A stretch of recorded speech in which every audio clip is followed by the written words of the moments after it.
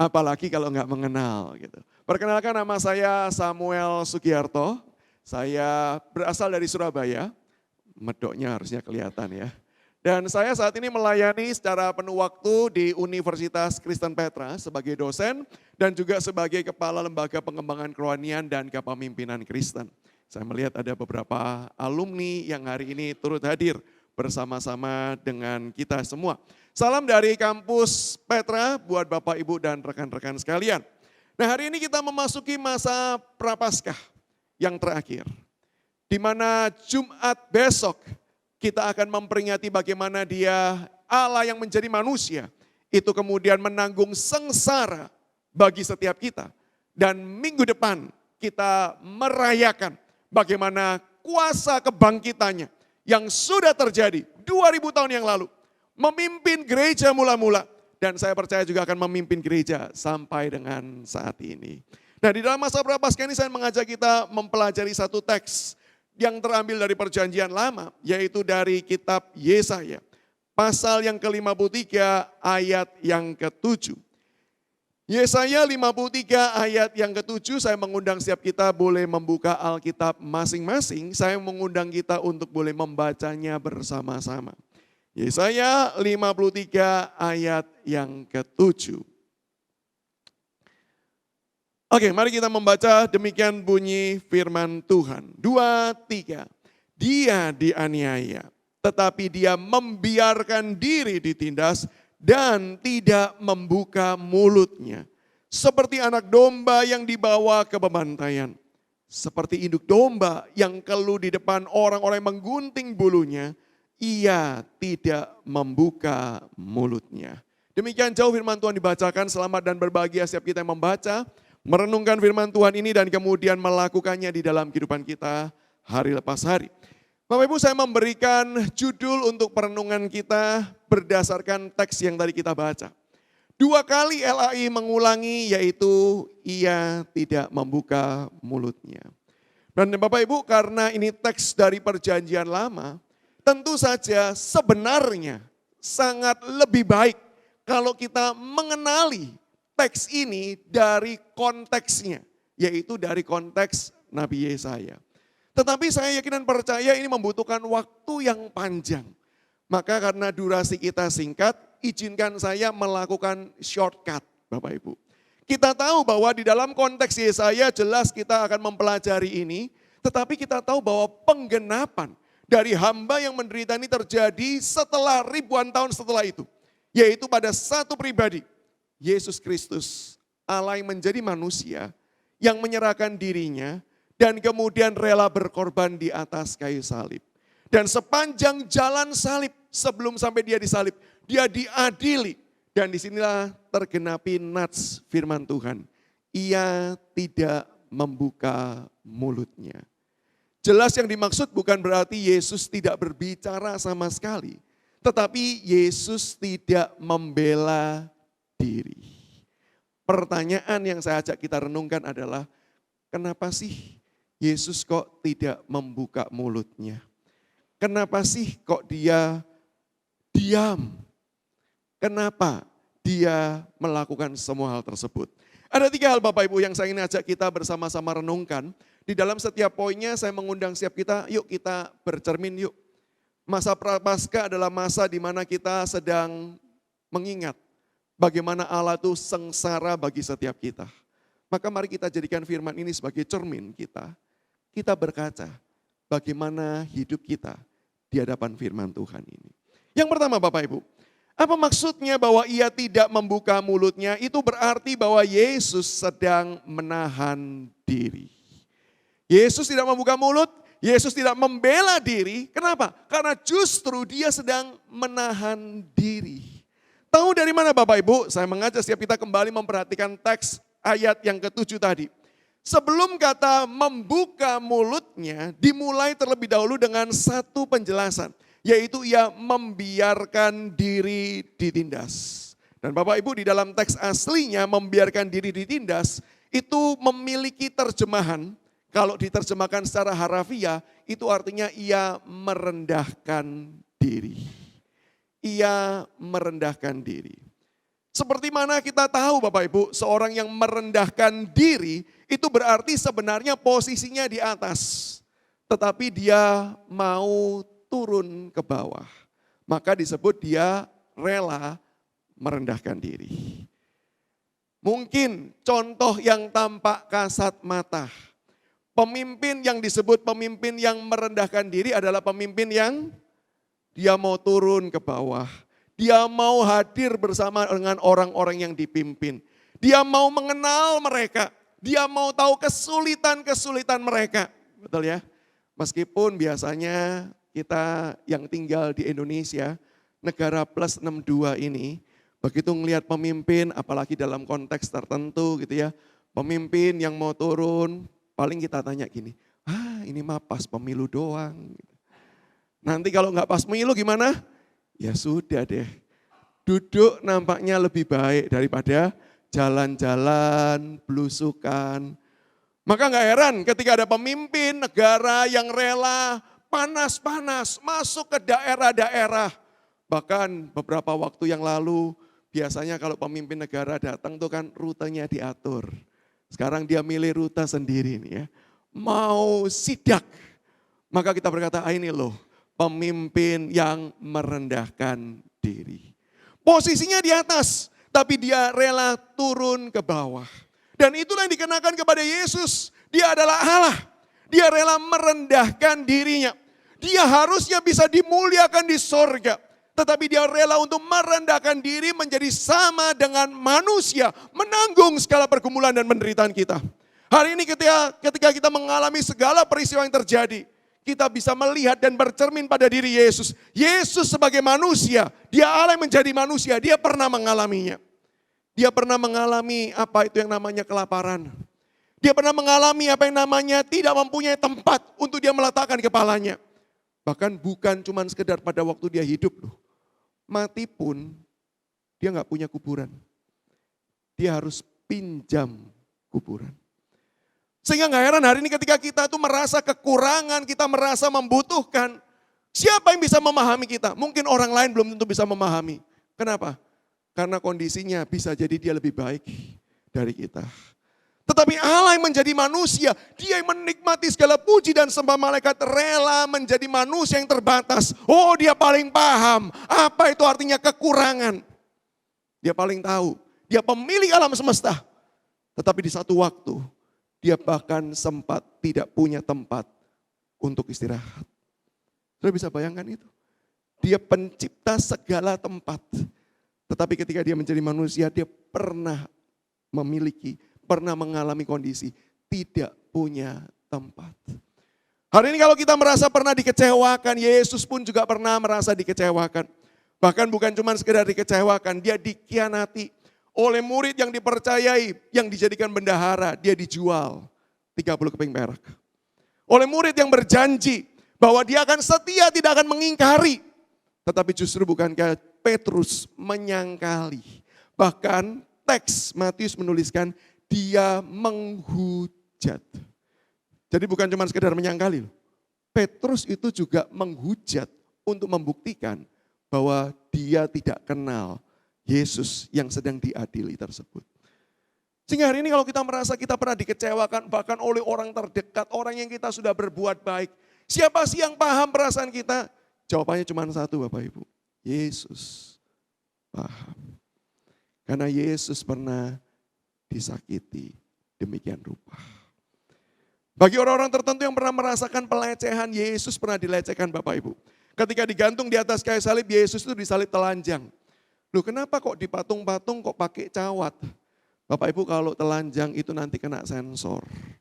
Demi kesopanan budaya timur kita dan budaya dunia ini karena memalukan kalau kelihatan alat kelaminnya, maka diberikan cawat.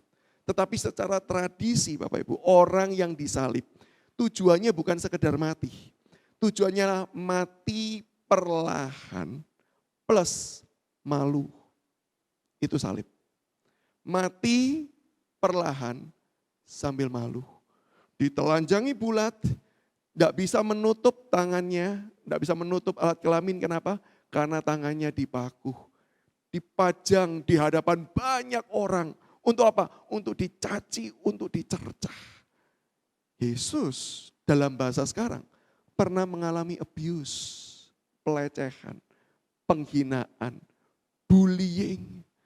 Sehingga hari ini siapa di antara kita yang pernah mengalami hal tersebut, kita bisa datang kepada Dia. Kenapa? Dia adalah Allah yang merendahkan diri dan mengerti akan semua pergumulan kita. Tetapi kalau ditanya begini Bapak Ibu, kenapa Yesus itu merendahkan diri? Kalau Yesus tidak merendahkan diri, apa yang terjadi? Maka kita sekarang mencoba melihat kebalikannya. Kalau dia merendahkan diri, maka wujudnya dia tutup mulut, dia diam. Maka kalau Yesus tidak merendahkan diri, yang terjadi apa? Dia buka mulut Bapak Ibu. Dan apa artinya kalau Yesus buka mulut Bapak Ibu? Maka dia berfirman. Dan firman-Nya itu firman yang berkuasa. Sepanjang catatan Injil kita melihat bagaimana ketika Yesus berfirman, firman-Nya berkuasa. Kepada orang yang lumpuh, Yesus berkata apa? Bangkit, angkatlah tilammu, dan berjalanlah. Apa yang terjadi? Bangkit Bapak Ibu. Kepada langit yang bergelora, ombak yang besar datang. Yesus berkata, diam, tenanglah. Dan seketika itu, langit dan laut pun diam. Bapak Ibu perhatikan ya, seketika. Jadi bukan yang terjadi, ini kalau digambarkan ya, yang terjadi bukan begini Bapak Ibu. Ini andai saya nih jadi Yesus nih ya, contohnya. Di kapal nih, goyang-goyang nih, kena badai gitu ya. Yang terjadi bukan begini loh. Diam, tenanglah. Masih goyang, coba lagi ya. Diam, tenanglah. Coba lagi ya. Sampai kesekian kali baru pelan-pelan lautnya diam dan tenang. Kalau kejadiannya seperti itu bukan membuktikan Yesus Tuhan. Itu membuktikan Yesus hoki. Paham ya? Tetapi yang terjadi adalah ketika Yesus berkata, diam tenanglah. Badai bergelora. Seketika itu langsung diam dan tenang. Sehingga gak heran para murid kemudian berbisik-bisik di belakang. Siapa gerangan orang ini? Sampai langit dan laut tunduk kepada dia. Ini Yesus ketika membuka mulutnya. Ketika ada orang dirasuk legion Bapak Ibu, enggak tanggung-tanggung, enggak satu setan, enggak dua setan Bapak Ibu. Legion satu korps pasukan Bapak Ibu. Ada di dalam diri satu orang, diobati dengan cara apapun sudah enggak bisa. Tapi Yesus hanya dengan dia datang. Setan itu membawa orang yang dirasuk itu datang bersujud dan berkata, apa urusanmu dengan aku? Karena si legion tahu Yesus datang bukan karena kebetulan. Yesus datang memang mencari orang yang sedang dirasuk itu. Dan Yesus cukup berkata keluarlah. Setan pun kemudian minta izin masuk ke babi-babi. Dan itu terjadi. Satu legion diusir dengan firman Yesus. Maka coba bayangkan Bapak Ibu. Kalau Yesus tidak diam, dia berfirman. Maka mungkinkah dia disalib? Mungkinkah dia kalah? Jawabannya adalah yang terjadi, seluruh bumi tunduk di hadapannya. Maka kalau di tengah-tengah pengadilan yang korup, di tengah-tengah pemberontakan manusia, di tengah-tengah perlawanan keras manusia menentang Allah, Yesus memilih diam. Kalau ditanya tujuannya apa? Satu, memberi kesempatan bertobat. Maka gak heran Bapak Ibu, saya kutipkan dari tulisan Paulus di dalam surat Roma, pasal 2 ayat yang keempat. Demikian bunyi firman Tuhan. Maukah engkau menganggap sepi kekayaan kemurahannya, kesabarannya, dan kelapangan hatinya? Tidak tahukah engkau bahwa maksud kemurahan Allah itu ialah menuntun engkau kepada pertobatan. Bapak Ibu, hari ini kalau boleh jujur Bapak Ibu, Tuhan itu sedang banyak menahan diri loh. Buktinya apa? Berapa banyak orang berdosa dan baik-baik saja. Berapa banyak orang melawan Tuhan dan tetap bisa hidup. Bahkan bisa hidup dengan baik. Bukankah itu bukti bahwa dia sedang menahan diri? Bahkan di tengah-tengah dia menahan diri, dia tetap memberikan anugerah dengan tujuan apa? Jangan anggap remeh, semua tujuan itu adalah membawa kita kembali kepada Tuhan. Bapak Ibu mungkin kalau saya berkata dosa, orang berdosa melawan Allah, mungkin sebagian di antara kita akan berkata, oh itu orang yang di luar tuh, yang korupsi gedean tuh, yang curang itu tuh. Itu loh bos yang kemudian melakukan ini dan itu. Itu loh orang yang ini, mungkin kita akan berpikir kita menunjuk yang di sono. Tapi Bapak Ibu, dosa itu apa sih? Dosa itu apa? Izinkan saya Bapak Ibu explore secara cepat ya. Dosa itu kalau boleh saya definisikan ini Bapak Ibu. Yaitu merupakan sebuah perubahan fokus utama.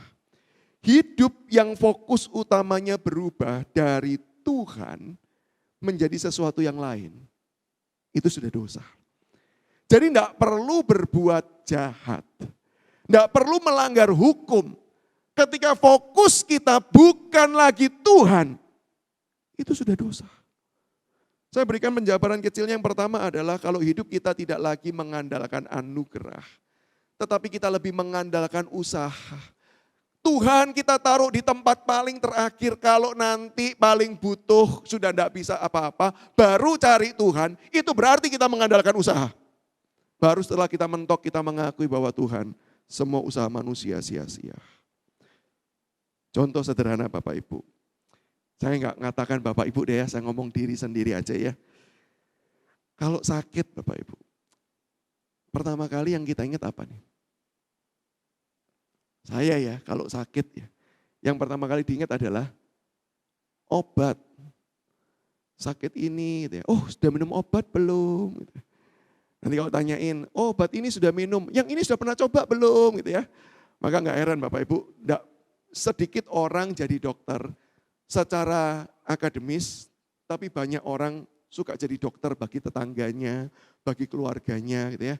Maka kalau sakit yang ditawari obat inilah, obat itulah, minum inilah, minum itulah. Dari ramuan racian ala barat sampai racian ala timur gitu kan ya. Sampai kadang-kadang air dijampi-jampi, didoa-doain, ini semoga juga manjur gitu kan. Yang diingat kalau sakit apa? Obat, bukan Tuhan. Kalau kondisi seperti itu terjadi, berarti Bapak Ibu kita mengandalkan usaha atau mengandalkan anugerah. Padahal kita semua tahu, kesembuhan datang dari mana? Dari Tuhan. Kenapa pada waktu kita sakit, yang pertama kita cari bukan Tuhan. Karena itu menunjukkan fokus hidup kita bukan lagi kepada Tuhan. Yang kedua Bapak Ibu, fokus utama berubah itu terlihat apa? Dari relasi kasih menuju kepada transaksi. Seharusnya hidup kita dengan Tuhan itu adalah relasi kasih. Tapi berapa banyak di antara kita jadi transaksi. Tidak perlu berpanjang lebar, saya kasih contoh saja. Bapak Ibu tolong tanya ya, hari ini semua datang ke gereja, puji Tuhan. Saya bersuka cita loh Bapak Ibu. Tapi pertanyaannya gini, ngapain sih ke gereja? Ngapain datang ke tempat ini? Kalau kita datang adalah Tuhan, saya mau datang. Sudah lihat ya Tuhan ya, saya sudah absen. Ibarat kalau di kantor saya itu fingerprint gitu ya. Jangan lupa Tuhan, berkat-berkat-Mu ya buat saya. Bapak Ibu mungkin sekarang tidak teruji. Tetapi ketika nanti sudah ada pergumulan, persoalan, berapa banyak kita pernah mendengar orang berkata begini, buat apa aku susah-susah cari Tuhan? Buat apa aku susah-susah setiap minggu beribadah? Kalau toh aku kesulitan Tuhan tidak bantu. Nah Bapak Ibu, kalau itu keluar dari mulut, itu bukti bahwa kita sedang menjalin transaksi, bukan relasi kasih dengan Tuhan. Contoh lain Bapak Ibu, baca Alkitab. Ngapain sih baca Alkitab? Atau lebih baik saya tanya aja ya, ini kesukaan saya, favorit saya tanya ya. Tolong dijawab Bapak Ibu ya, kalau nggak dijawab saya pamit pulang ya. Jadi tolong dijawab ya. Bapak Ibu, tidak baca Alkitab itu dosa atau tidak? Rasa kusuk ini ya. Saya sayup-sayup mendengar dosa. Betul ya? Kenapa? Karena belakangnya ada desahan, sah gitu ya. Karena kalau jawab bukan kan gitu, nggak ada sahnya kan ya. Ini ada sah, oh berarti mau jawab dosa ini. Cuman takut. Kenapa? Seringkali gak baca gitu ya. Mosok dosa tiap hari gitu kan ya. Nah Bapak Ibu mau tahu jawaban? Saya sudah sekolah Alkitab sampai S2 loh Bapak Ibu. Saya jawab ya. Oke, ini jawaban serius, tidak bergurau. Tidak baca Alkitab itu tidak berdosa. Saya ulangi ya, tidak baca Alkitab tidak berdosa. Sebagian sudah berkata puji Tuhan. Ini khotbah terbaik yang pernah saya dengar gitu ya. Kenapa? Melegakan jiwa saya. Ternyata selama ini saya pikir dosa, ternyata enggak dosa. Lu memang betul enggak dosa Bapak Ibu? Loh Pak, beneran Pak. Masa sih Pak enggak salah? Enggak baca Alkitab masa enggak dosa? Enggak dosa. Kenapa? Karena tujuan Tuhan bagi kita bukan baca Alkitab. Tujuan Tuhan buat kita jadi serupa Kristus. Kalau hidup kita semakin hari tidak semakin serupa Kristus, dosa. Paham? Jadi kita berdosa kalau hidup kita tidak mencerminkan Kristus. Nah sekarang tapi saya tanya, gimana caranya supaya kita bisa serupa Kristus? Baca Alkitab. Sudah paham? Tidak membaca Alkitabnya itu tidak salah loh. Tidak salah. Karena itu cuma alat. Jangan jadikan alat sebagai tujuan. Begitu kita jadikan alat sebagai tujuan transaksi. Tuhan aku sudah baca Alkitab. Beres ya. Transaksi. Tetapi ketika kita memang rindu untuk serupa Kristus. Kita ingin hidup kita dibaharui di dalam Dia. Mau tidak mau kita akan baca Alkitab. Dan itu bukan sekedar keharusan. Tapi itu dorongan yang lahir dari cinta kita akan Tuhan. Jadi hari ini kalau kita rajin baca Alkitab, jangan terlalu senang. Coba cek dulu. Hidup kita ini cinta Tuhan atau transaksi sama Tuhan. Yang ketiga Bapak Ibu, penekanan kepada Allah sebagai subjek berubah menjadi Allah sebagai objek. Yang artinya begini, seluruh hidup kita ini semuanya tentang Tuhan, itu artinya Allah sebagai subjek. Atau hanya bagian-bagian tertentu dalam hidup kita, itu kita serahkan untuk Tuhan. Kalau kita berkata hari Senin sampai Jumat, kecuali ada doa gereja, ada persekutuan, itu hidup bagi diri saya sendiri. Tapi kalau di gereja, kalau dalam persekutuan, bahkan kalau di tempat kerja ada persekutuan, itu baru jamnya untuk Tuhan. Kalau seperti itu Bapak Ibu, berarti fokus kita bukan lagi Tuhan. Fokus kita yang lain. Dan ketika kita hidup seperti ini, itu dosa. Berbuat jahat bisa jadi enggak loh. Membunuh enggak? Enggak juga loh. Tapi dosa enggak? Dosa. Di hadapan firman, itulah dosa. Maka Bapak Ibu hari ini ketika kita menyadari kalau kita memang hidup dengan standar dituntut Tuhan seperti itu. Dan kita senantiasa bergumul, kita berdosa setiap waktu. Meskipun kita tidak berbuat jahat, kita sedang ke gereja. Tapi ketika kita tidak mencintai Tuhan, kita sedang berdosa kepada Tuhan. Dan Tuhan tidak menghukum. Dengarkan firman Tuhan hari ini. Itu tandanya Dia sedang menanti dengan sabar. Dan menuntut engkau datang bertobat kepada Dia. Inilah alasan kenapa Dia menahan diri. Tidak membuka mulutnya. Untuk memberikan kesempatan kita kembali datang kepada Dia dan bertobat.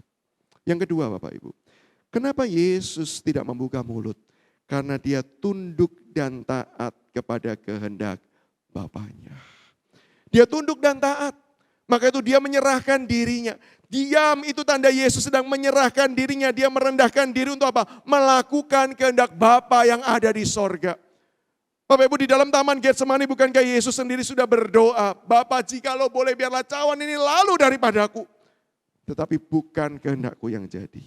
Melainkan kehendakmu lah yang jadi. Dan Bapak Ibu inilah alasan. Kenapa Yesus diam? Karena Dia mau menunjukkan ketaatannya Dia kepada Bapa yang ada di sorga. Bapak Ibu, hari ini kalau ditanya, kita ini taat gak sih? Kalau kita buka mulut Bapak Ibu, kita ngomong sama Tuhan. Lebih banyak kita ngomongnya seperti Kristus yang berkata, Tuhan, aku pengennya sih begini. Tapi kalau memang ini bukan kehendak-Mu, jadilah kehendak-Mu, bukan kehendak-Ku. Apakah itu? Atau doa-doa kita, nuansanya adalah memaksa Tuhan. Pokoknya kehendak saya. Selama belum kehendak saya, kita akan menganggap Tuhan belum menjawab doa kita. Bapak Ibu, apakah kita punya sikap hati mau tunduk dan taat kepada Tuhan? Contoh yang baik Bapak Ibu sebelum Yesus adalah dari nenek moyangnya, yaitu Daud. Kita tahu Daud pernah jatuh dan gagal, berzina dengan Batsheba, sampai kemudian Batsheba mengandung dan punya anak. Lalu firman Tuhan menegur Daud dan Daud bertobat Bapak Ibu. Bertobatnya sungguh-sungguh, tapi Tuhan berkata, anak ini akan tetap mati. Lalu apa yang terjadi Bapak Ibu? Anaknya sakit. Dan apa yang Daud lakukan? Kita semua tahu ceritanya, Daud sujud, Daud berkabung, tidak mau makan. Sampai-sampai pegawainya bingung, ini kalau nanti anaknya mati. Mungkin Daud ikut-ikutan bundir kali ya. Ini istilah lagi tren sekarang, bundir, bunuh diri kali ya. Karena begitu sedihnya tanda dia mengasihi anak ini, karena anak yang tidak berdosa, dia sadar Tuhan akulah yang berdosa, tapi kenapa anak ini yang kau ambil? Daud merendahkan diri begitu rupa. Sampai detik anaknya mati. Dan ketika hamba-hambanya itu saling berbisik, Daud sudah sadar. Rasanya sudah mati. Dia tanya, sudah mati ya? Ini mau jawab juga takut. Tapi jawab, iya Tuanku. Apa yang Daud lakukan? Dia pergi, pulang, mandi, makan, rambutnya diminyakin. Tanda apa? Dia kembali di dalam tugasnya sebagai raja. Semua orang bingung. Sebelum anaknya mati, kok berduka? Setelah anaknya mati, kok tambah gak berduka? Bapak Ibu, disinilah Daud menunjukkan. Tuhan, kalau keinginanku, anak ini gak mati. Tapi yang ku terima dan yang aku inginkan Tuhan, bukan kehendakku yang jadi, melainkan kehendak-Mu yang jadi. Bapak Ibu, adakah hidup kita mempunyai semangat seperti itu? Kita pingin kehendak Tuhan yang jadi, bukan kehendak diri yang jadi. Yang ketiga dan yang terakhir Bapak Ibu, kenapa Yesus tidak membuka mulutnya? Supaya kita bisa membuka mulut, memuji dan memuliakan Tuhan. Dia menutup mulut, mengalami penderitaan. Supaya apa? Melalui penderitaannya kita bisa membuka mulut, memuji dan memuliakan Tuhan. Bapak Ibu, kita bisa memahami hal ini adalah di dalam konteks Bapak Ibu. Konteks Yesaya mulai dari pasal 42 sampai ayat 18 sampai 53 ayat 12. Bapak Ibu, Yesaya itu sedang bernubuat kepada bangsa Israel. Apa nubuatnya? Nubuatnya adalah bangsa ini akan menerima hukuman Tuhan karena berdosa kepada Tuhan.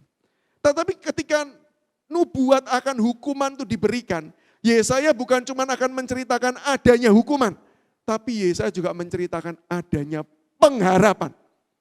Oke? Jadi bangsanya belum dibuang. Dikatakan nanti kamu akan mengalami pembuangan. Kenapa? Kamu berdosa di hadapan Tuhan. Tapi tenang. Meskipun kamu dibuang, tapi Tuhan tetap sayang kamu. Karena Dia tetap akan pulihkan kamu.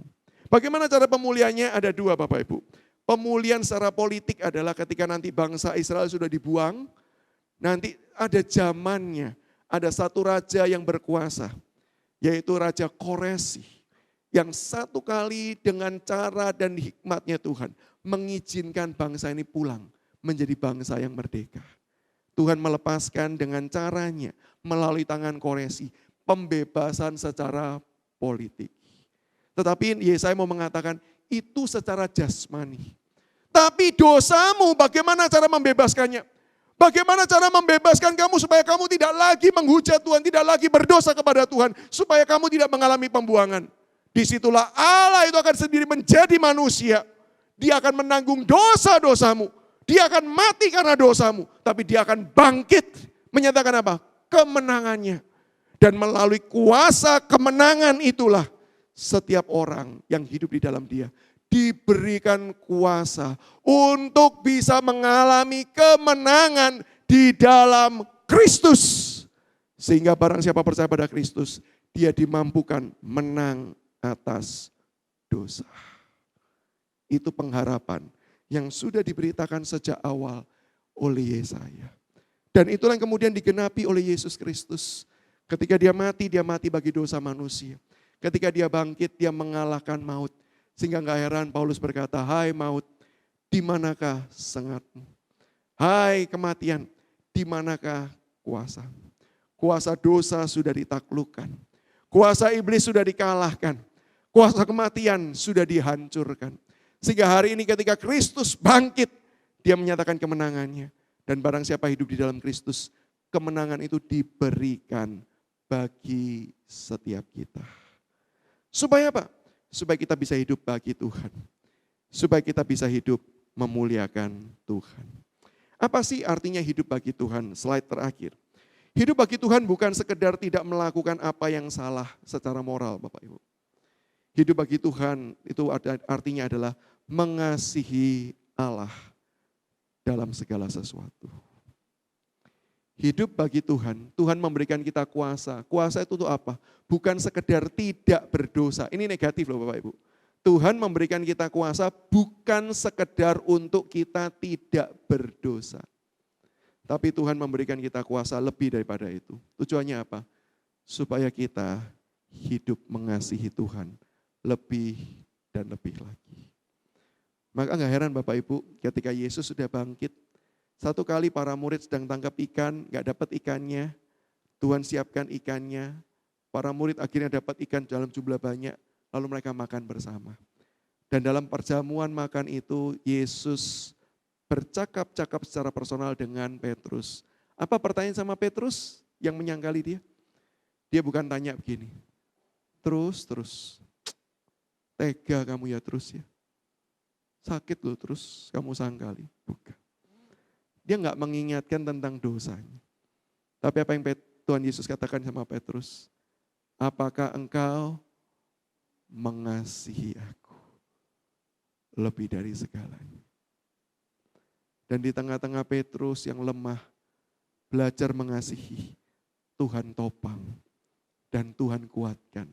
Supaya dia terus-menerus hidup mengasihi Kristus. Kuasa kebangkitan diberikan bagi kita. Tujuannya apa? Supaya kita belajar semakin mengasihi Tuhan lebih dan lebih lagi. Bapak Ibu, saya ingin mengakhiri renungan kita ini dengan sebuah cerita yang menyimpulkan semua poin-poin tadi. Cerita ini cerita lama, saya nggak tahu Bapak Ibu pernah dengar atau tidak. Tapi ini cerita saya nggak tahu ini kisah nyata atau bukan. Tapi izinkan saya melakukan sedikit variasi dari kisah ini. Ada seorang anak lahir dalam keluarga yang ya pas-pasan saja Bapak Ibu. Ini pas-pasan, benar-benar pas-pasan ya. Karena ada orang kaya berkata, saya ini orang pas-pasan. Pas butuh, pas ada. Pas butuh ke Amerika, pas ada tiketnya gitu ya. Pas butuh staycation di kapal pesiar, pas ada duitnya. Ini bukan pas-pasan Bapak Ibu. Ini yang saya ceritakan benar-benar ngepas, ngepres gitu ya. Dan anak ini setiap kali pergi pulang sekolah itu jalan kaki. Nah setiap pulang sekolah dia itu pasti melewati toko mainan dan waktu jam pulang sudah buka. Jadi yang dia lakukan selalu adalah window shopping. Nggak bisa beli, cuci mata aja. Dia liatin mainan-mainan itu selama beberapa lama, setelah puas dia pulang. Satu kali dia pulang sekolah, dia lihat Bapak Ibu window shopping ada dipajang sebuah mainan baru. Dan begitu dilihat jatuh cinta pada pandangan pertama. Dia coba intip-intip harganya Bapak Ibu. New arrival ini mainan berapa? Untuk memudahkan kita Bapak Ibu, sebut saja harganya 50.000. Makanya cepat-cepat pulang Bapak Ibu, dia pulang kembali ke rumah, dia pecahkan celengannya Bapak Ibu. 500 rupiah pun enggak ada Bapak Ibu ya, enggak pernah nabung. Dia bingung gimana tapi hatinya sudah jatuh cinta dan dia pingin sekali Bapak Ibu untuk dapatkan mainan itu. Gimana caranya dia berusaha putar otak Bapak Ibu. Maka besok harinya Bapak Ibu anak ini bangun pagi-pagi. Dia bangun pagi-pagi, dia sapu rumah, dia pel, dia masak sarapan, dia masak nasi, dia masak telur ceplok, buat orang tuanya, buat dirinya, buat adiknya. Sehingga ketika orang tuanya bangun kaget, loh rumah kok udah bersih, kok sudah ada bau wangi gitu ya. Terus dia lihat anaknya berkata, "Pak, Mas silakan duduk, makanan sudah tersaji." Gitu ya. Papanya tanya, "Kerasukan apa kamu nak?" Gitu ya. "Oh enggak Pak, Mas, saya mau belajar berubah, saya mau belajar melayani Papa dan Mama." Wah, mamanya mulai terharu, papanya bilang, "Tunggu, nanti siang balik lagi dalam kondisi semula." Anak ini pulang sekolah Bapak Ibu, enggak keluyuran, enggak window shopping, dia pulang ke rumah, dia kerja tugas, dia cuci piring, dia cuci bajunya sendiri, dia bereskan semuanya. Orang tuanya selesai makan, dia yang cuci piring, dia berkata, "Papa Mama sudah capek kerja, duduk, saya yang cuci piring semua." Mamanya berkata, "Lihatlah Pak, anak kita benar-benar berubah." Papanya bilang, "Coba lihat besok dulu." Besok melakukan hal yang sama Bapak Ibu. Bangun pagi, beres-beres, masakan sarapan. Pulang sekolah, kerja PR, cuci baju, beres-beres rumah. Hari ketiga lakukan hal yang sama Bapak Ibu. Orang tuanya mulai berkata, "Puji Tuhan ya, anak kita benar-benar berubah." Hari keempat, hari kelima juga melakukan hal yang sama. Hari keenam orang tuanya sudah mulai bangun agak siang. Kenapa? Sudah yakin rumahnya sudah dipel, sudah ada sarapan. Begitu bangun Bapak Ibu keluar rumah, cilaka. Kenapa? Belum ada yang beres-beres. Belum ada sarapan. Nah Bapak Ibu di sini kan banyak kan sudah jadi orang tua ya. Pikirannya apa Bapak Ibu? Pikiran orang tua yang baik kan, jangan-jangan anakku sakit. Betul kan ya? Sudah kerja, susah payah, jangan-jangan sakit. Orang tuanya cepat-cepat masuk kamar anak, periksa anaknya. Oh puji Tuhan sehat-sehat aja. Mungkin cuman kecapean kata orang tuanya. Tapi sebelum orang tuanya keluar, di meja di kamar anak itu ada satu amplop. Tulisannya untuk Papa dan Mama. Maka diambil amplop itu, dibawa keluar, dibuka, isinya surat satu lembar. Dan kira-kira isinya seperti ini. Untuk Papa dan Mama. Tentu Papa dan Mama tahu apa yang sudah aku lakukan sepanjang 5 hari ini. Maka berikut perincian biaya yang perlu Papa dan Mama bayarkan. Hari pertama ngerjain ini di total. Hari pertama totalnya adalah 75.000. Hari kedua totalnya 75.000. Total semua sampai total 5 hari sekian ratus ribu. Tulisannya diskon khusus. Tulisannya, diskonnya besar Bapak Ibu. Karena yang total yang dibutuhkan cuma 50.000. Ada notes di bawahnya. Tolong nanti siang sepulang sekolah sudah dibayarkan ya. Anaknya bangun tidur, dia cepat-cepat lihat mejanya, amplopnya udah hilang. Dia optimis, nanti siang pulang dia akan masuk ke toko itu dan dia beli mainannya. Dia pulang, dia nggak lagi mampir ke toko mainan, karena sebentar lagi dia percaya dia masuk. Dia pulang, dia masuk ke kamar, dia temukan surat balasan. Dipegang surat balasannya, lumayan tebal nih ya, jangan-jangan ada duitnya nih ya. Dibuka Bapak Ibu, isi balasannya adalah surat 2 lembar, full tulisan, bolak-balik. Dan suratnya bunyinya demikian, untuk anakku terkasih, tentu Papa dan Mama tahu apa yang sudah kamu lakukan dengan luar biasa selama 5 hari ini. Sebelum kamu menuntut pembayaran Papa dan Mama, berikut perincian biaya yang perlu kamu bayarkan kepada Papa dan Mama untuk semua yang sudah Papa dan Mama lakukan buat kamu. Dari biaya berobat saat masih hamil sekian begitu ya, biaya ke dokternya, itu semua perincian bolak-balik Bapak Ibu, udah ada diskon Bapak Ibu ya. Total setelah 2 lembar sekian ratus juta.